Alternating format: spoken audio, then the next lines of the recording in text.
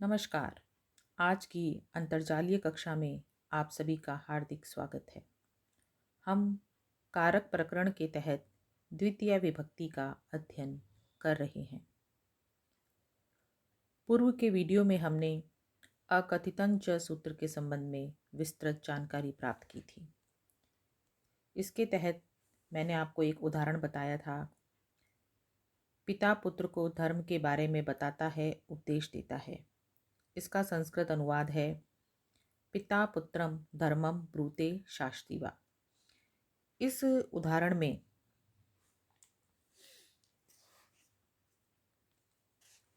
प्रधान और गौण कर्म को बताने में मुझसे त्रुटि हो गई थी, उसी का मैं सुधार कर रही हूँ। पिता पुत्रम धर्मम ब्रूते शास्त्रीवा। इस उदाहरण में धर्म मुख्य कर्म है और पुत्र गौण कर्म है।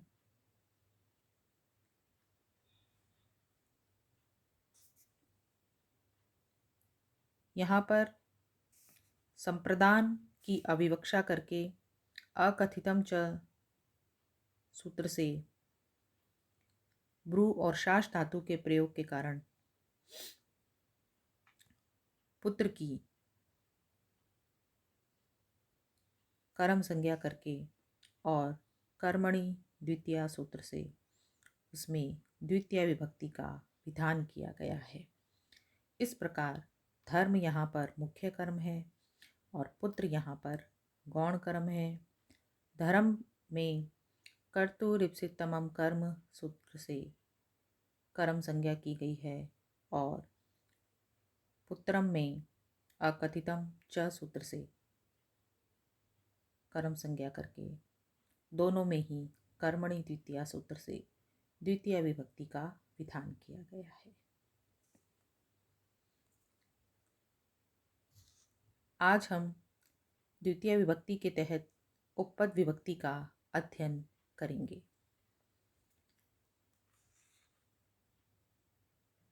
द्वितीय विभक्ति के तहत कर्म कारक होता है।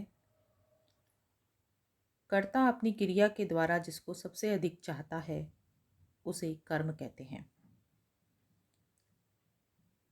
कर्म को अर्थ को प्रकट करता है और इसके लिए शब्द रूपों की द्वितीय विभक्ति का प्रयोग किया जाता है। जैसे बालकः ग्रामम गच्छति, बालक गांव को जाता है। इस उदाहरण में कर्ता बालक को अपनी गच्छति क्रिया के द्वारा इप्सितमम ग्राम है, इसलिए कर्तुरिप्सितमम कर्म सूत्र से गांव को इसकी कर्म संज्ञा करके कर्मणि द्वितीय सूत्र से इसमें द्वितीय विभक्ति का विधान करने पर बालकः ग्रामम गच्छति यह वाक्य बनता है।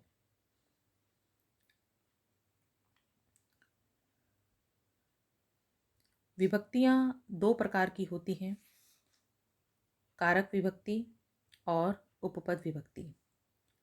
जो विभक्तियां कारक चिन्ह के अनुसार लगाई जाती हैं उन्हें कारक विभक्ति कहते हैं। जैसे कर्ता कारक का चिन्ह है ने, इसमें शब्द रूपों की प्रथमा विभक्ति का प्रयोग संस्कृत अनुवाद के समय किया जाता है।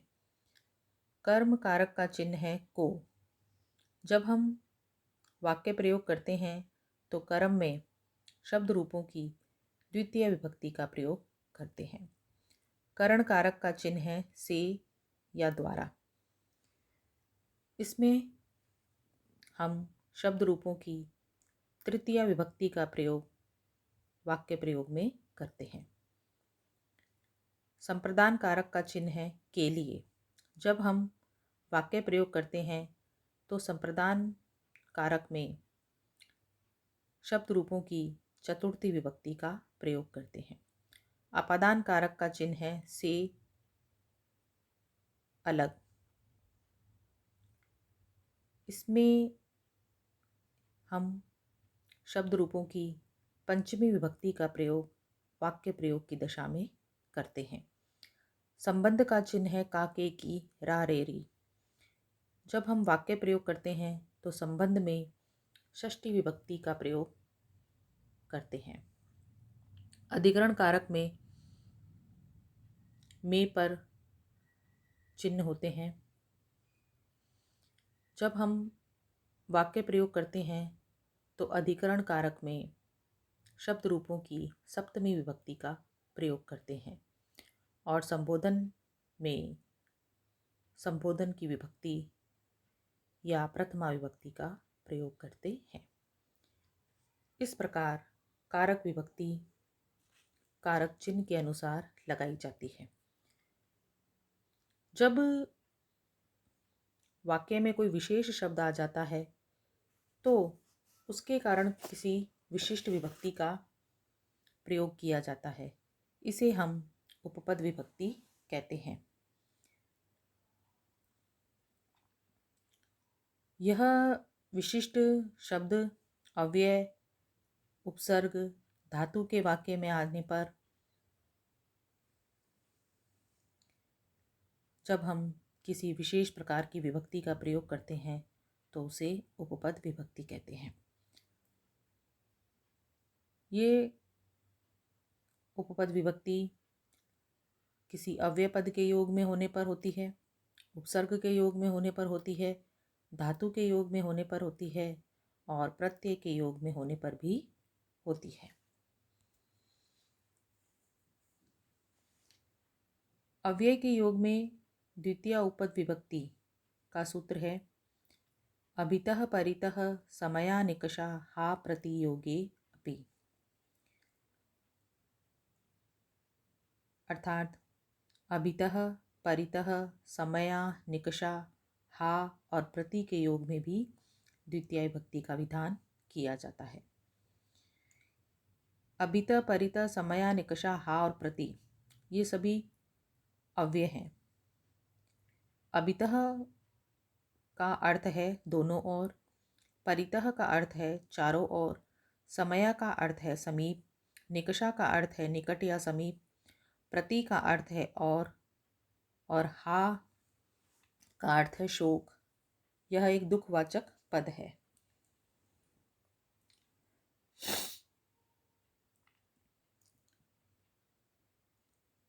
जब हम किसी वाक्य में इन अव्यय पदों का प्रयोग करते हैं तो इनके योग में जिसके दोनों ओर होगा, जिसके चारों ओर होगा, जिसके समीप होगा, जिसकी ओर होगा या जिसके प्रति शोक होगा, उसमें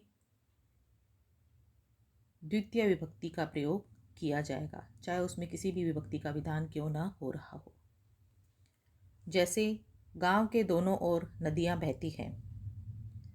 यहाँ पर दोनों ओर के लिए हम अभितः पद का प्रयोग कर रहे हैं जो कि अव्यय है और इस अव्यय पद के योग के कारण गांव के इस पद में षष्ठी विभक्ति के स्थान पर हम अभितः परितः समया निकषा हा प्रति योगे अपि सूत्र से द्वितीय विभक्ति का विधान करेंगे और वाक्य प्रयोग होगा ग्रामम अभितः नद्यौ वहतः। इसी प्रकार विद्यालय के चारों ओर हरे वृक्ष हैं। यहाँ पर चारों ओर के लिए हम परितः अव्यय पद का प्रयोग कर रहे हैं। इसी कारण से विद्यालय के इस पद में षष्ठी विभक्ति होनी चाहिए और उसके स्थान पर हम अभितः परितः समया निकषा हा प्रतियोगे अपि सूत्र से द्वितीय विभक्ति का विधान करके विद्यालयं परितः हरिताः वृक्षाः सन्ति यह वाक्य प्रयोग होता है। नगर के समीप या निकट एक सुंदर उद्यान था।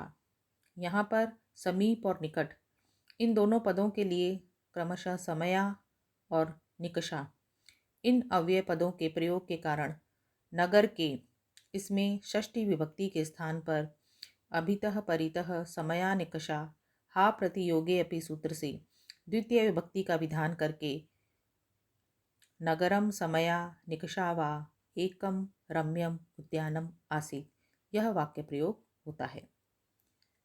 नास्तिक को शोक है। यहाँ पर हा अव्यय के प्रयोग के कारण नास्तिक पद में अभितः परितः समयानिकषा हा प्रतियोगे अपि सूत्र से द्वितीय विभक्ति का विधान करके हा नास्तिकम यह वाक्य प्रयोग किया गया है। भूखे को कुछ भी अच्छा नहीं लगता है। यहाँ पर प्रति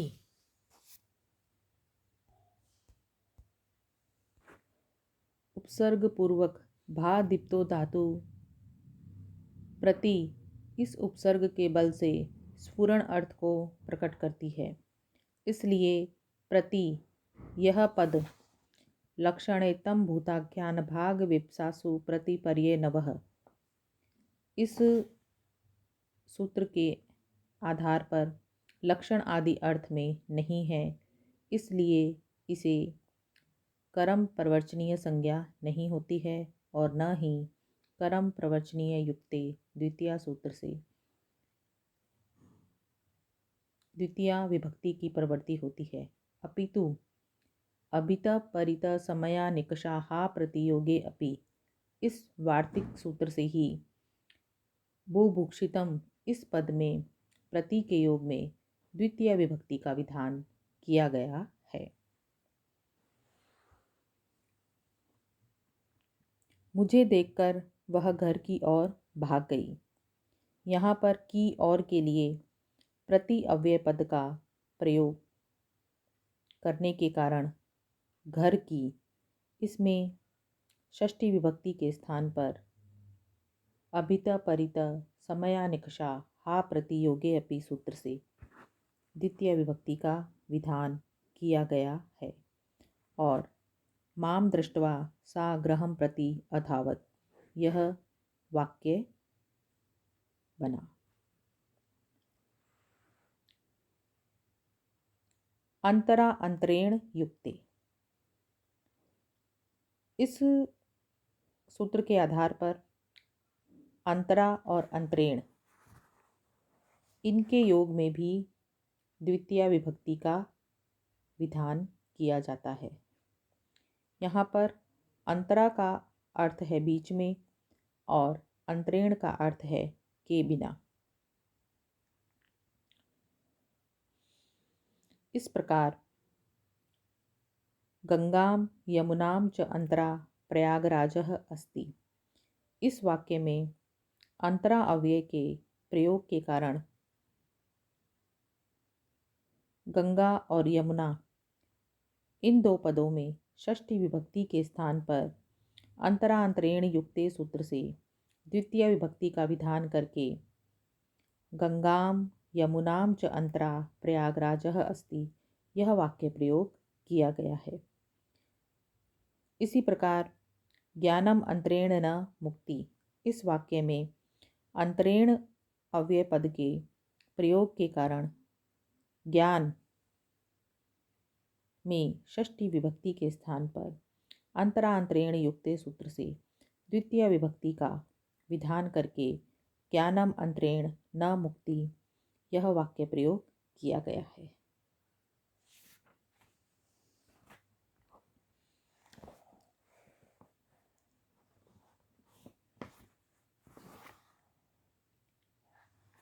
उभः सर्वतसोः कार्याधिगु पर्यादिषु त्रिषु द्वितीयां रेडितान्तेषु ततो अन्यत्रापि दृश्यते।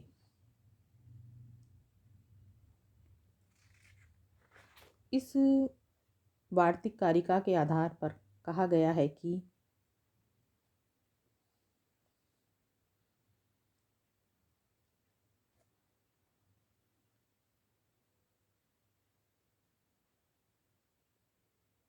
उभयतः सर्वतः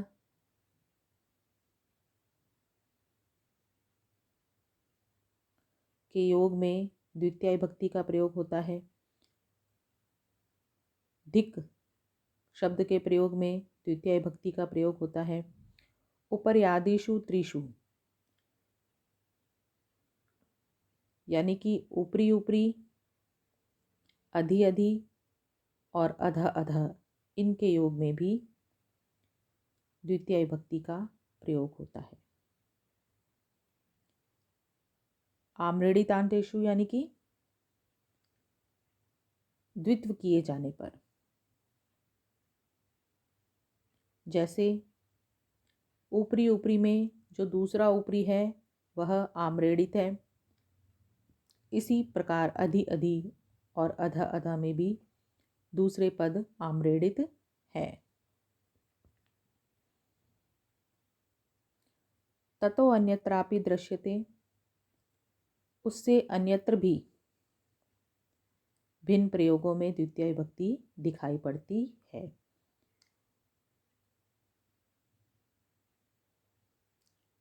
इस प्रकार इस वार्तिक के आधार पर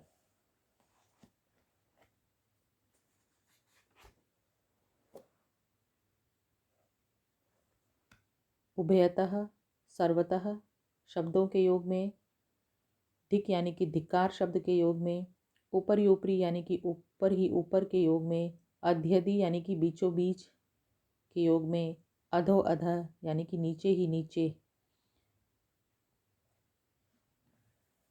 शब्दों के योग में द्वितीय विभक्ति का प्रयोग किया जाता है। जैसे कृष्ण के दोनों ओर गोप हैं, यहाँ पर दोनों ओर के लिए उभयतः इस अव्यय पद का प्रयोग करने के कारण कृष्ण के इसमें षष्ठी विभक्ति के स्थान पर द्वितीय विभक्ति का विधान करके कृष्णम उभयतः गोपाः सन्ति, यह वाक्य प्रयोग किया गया है। कृष्ण के सब ओर गोप हैं, यहाँ पर सब ओर के लिए सर्वतः अव्यय पद के प्रयोग के कारण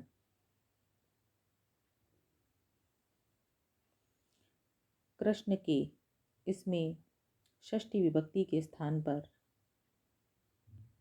द्वितीय विभक्ति का विधान करके कृष्णम सर्वतः गोपाः सन्ति, यह वाक्य प्रयोग किया गया है। नास्तिक को धिक्कार है,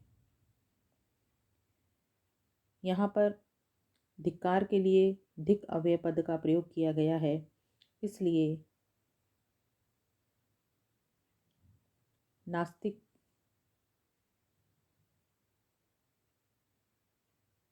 में द्वितीय विभक्ति का विधान करके धिक नास्तिकम यह ईश्वरम न मन्यते, यह वाक्य प्रयोग किया गया है। लोक के ऊपर ही ऊपर, बीचों बीच, नीचे ही नीचे हरि है, इसमें ऊपर ऊपर, बीचों बीच, नीचे ही नीचे के लिए क्रमशः ऊपरी ऊपरी, अध्यधि और अधो अधः इन अव्यय पदों का प्रयोग करने के कारण लोक के इसमें षष्ठी विभक्ति के स्थान पर द्वितीय विभक्ति का विधान करके लोकम ऊपरी ऊपरी, अध्यधि अधो अधः हरिः अस्ति, यह वाक्य प्रयोग किया गया है।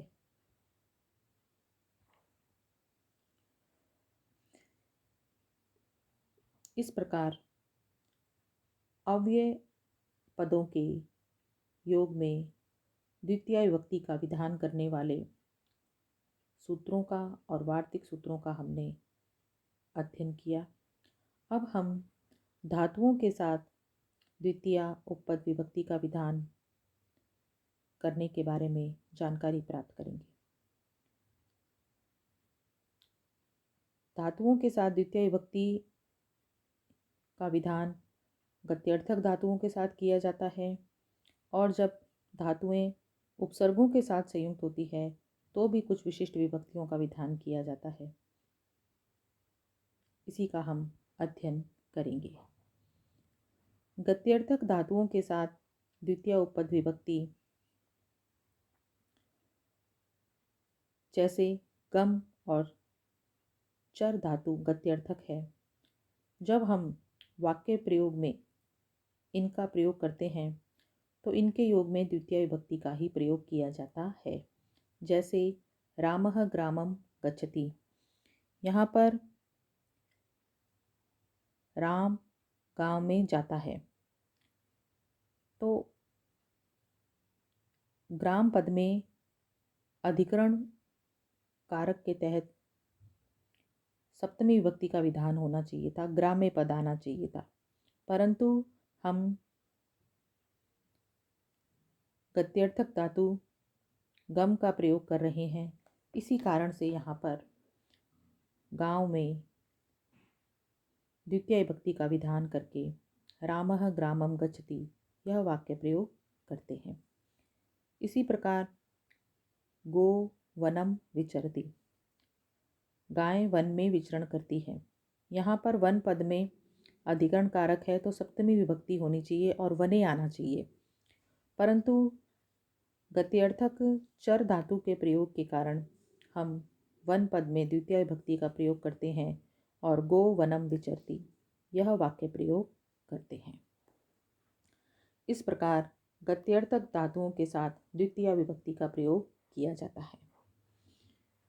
जब धातुएं उपसर्ग के साथ संयुक्त होती हैं तो भी द्वितीय उपपद विभक्तियों का प्रयोग किया जाता है, जैसे अधि शिंग स्थासाम कर्म। इस सूत्र के अनुसार अधि उपसर्ग पूर्वक शिंग स्था और आस धातु के आधार की कर्म संज्ञा होकर के कर्मणि द्वितीया से उसमें द्वितीय विभक्ति का प्रयोग किया जाता है। जैसे अधितिष्ठति अध्यास्ते वा वैकुंठम हरि, अर्थात हरि वैकुंठ में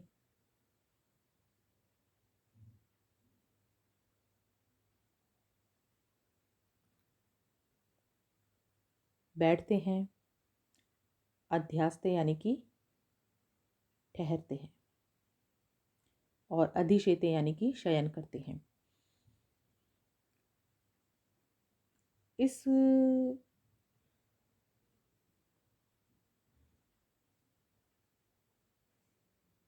उदाहरण में शिंग स्था और आस ये तीन धातुएं हैं।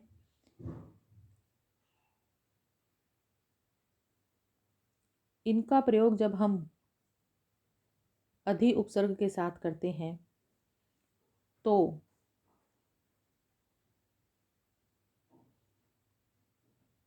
अधि शिंग स्थासाम कर्म सूत्र से इनकी कर्म संज्ञा हो जाती है, इनके आधार की कर्म संज्ञा हो जाती है और उसमें द्वितीय विभक्ति का विधान किया जाता है।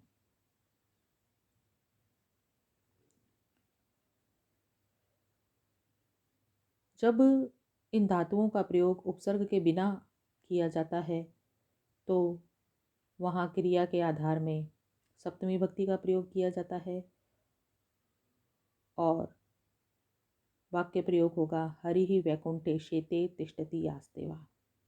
परंतु जब शिंग स्था और आस धातु का प्रयोग हम अधि उपसर्ग के साथ करेंगे तो अधि शिंग स्थासाम कर्म सूत्र से क्रिया के आधार की कर्म संज्ञा होकर के उसमें द्वितीय विभक्ति का विधान किया जाता है और वाक्य प्रयोग होता है हरि ही वैकुंठम अधिशेते अधितिष्ठति अध्यास्ते वा।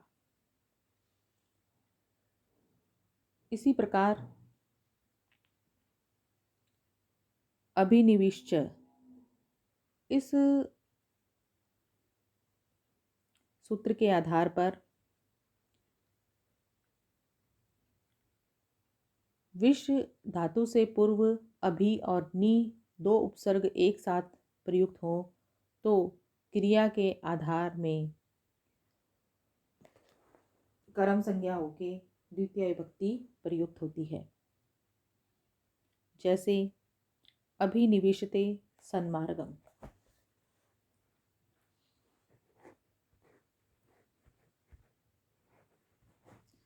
इस वाक्य में प्रवेश क्रिया का आधार सन्मार्ग है।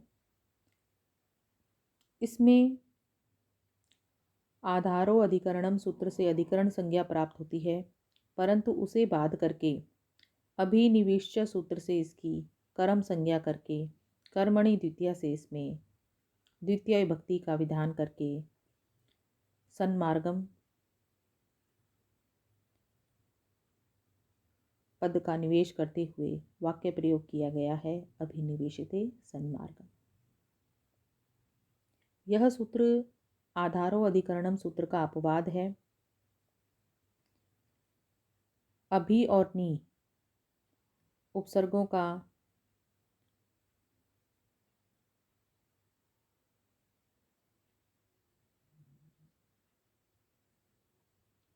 विधान होने पर ही विश धातु के आधार की कर्म संज्ञा होगी, अन्यथा नहीं।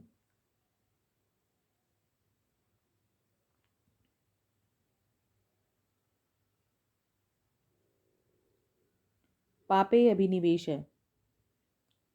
इस प्रयोग में अभि और नी उपसर्ग पूर्वक विश धातु का प्रयोग है। इसमें भी पाप को कर्म संज्ञा होनी चाहिए, परंतु यहाँ पर कर्म संज्ञा नहीं की गई है। क्यों नहीं की गई है, इसका उत्तर देते हुए कहा गया है परिक्रयणे संप्रदानम। इस सूत्र से मंडूक प्लूति न्याय से, अर्थात मेंढक की उछाल के समान दो सूत्र जोड़ करके अभिनिवेशश्च सूत्र में अंतरस्याम पद की अनुवृत्ति लाई जाती है तथा व्यवस्थित विभाषा का आश्रयण करने से कहीं कहीं इस सूत्र की प्रवृत्ति नहीं भी होती है। अन्य तरस्याम का अर्थ है विभाषा और उससे व्यवस्थित विभाषा माना गया है। व्यवस्थित विभाषा का लक्षण यह होता है कि क्वचित प्रवृत्ति, क्वचित अप्रवृत्ति, क्वचित विभाषा, क्वचित अन्यदेव, अर्थात कहीं पर यह सूत्र प्रवृत्त होता है, कहीं पर यह सूत्र बिल्कुल ही प्रवृत्त नहीं होता है, कहीं पर यह अन्य प्रकार से प्रवृत्त होता है। यही व्यवस्थित विभाषा कहलाती है। इसी लक्षण के अनुसार पापे अभिनिवेश में अभिनिवेश सूत्र प्रवृत्त नहीं होता है, इसलिए यहाँ पर कर्म संज्ञा नहीं करके पापे पद में अधिकरण में आधारो अधिकरणम सूत्र से सप्तमी विभक्ति का विधान किया गया है। उपान बध्यांग वसः, यह सूत्र भी उप अनु अधि एवं आंग उपसर्ग पूर्वक वस धातु के आधार की कर्म संज्ञा करता है। जैसे उपवसति, अनुवसति, अधिवसति, आवसति व वैकुंठम हरि। यहाँ पर वस धातु में क्रमशः उप, अनु, अधि और आ उपसर्ग हैं। इनके प्रयोग के कारण इनके क्रिया के जो आधार है वैकुंठ, उसमें कर्म संज्ञा करके द्वितीय विभक्ति का विधान किया गया है। वैसे यहाँ पर आधारो अधिकरणम से सप्तमी विभक्ति होनी चाहिए थी।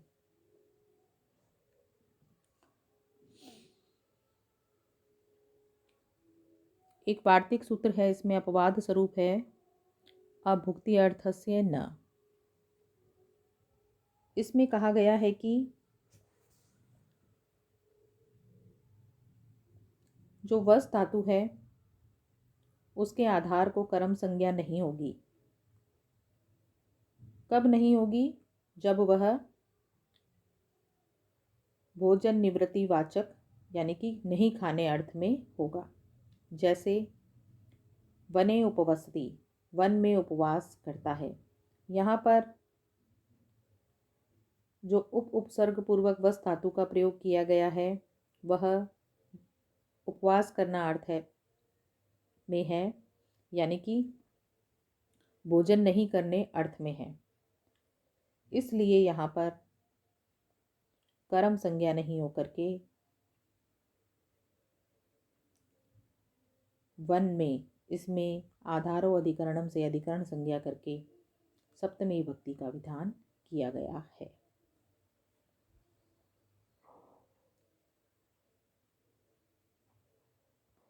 इस प्रकार अभी तक हमने जितने सूत्र पढ़े वह उपपद विभक्ति से संबंधित सूत्र थे।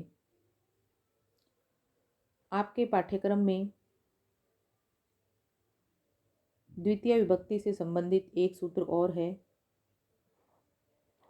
कालाध्वनोर अत्यंत संयोगे। इस सूत्र के अनुसार कालवाचक और मार्गवाचक यानी कि दूरीवाचक शब्दों में अत्यंत संयोग होने पर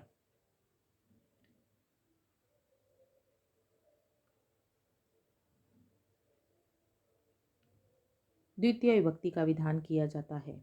यहाँ पर अत्यंत संयोग से तात्पर्य है कि कालवाचक और मार्गवाचक शब्दों में निरंतरता होनी चाहिए। जैसे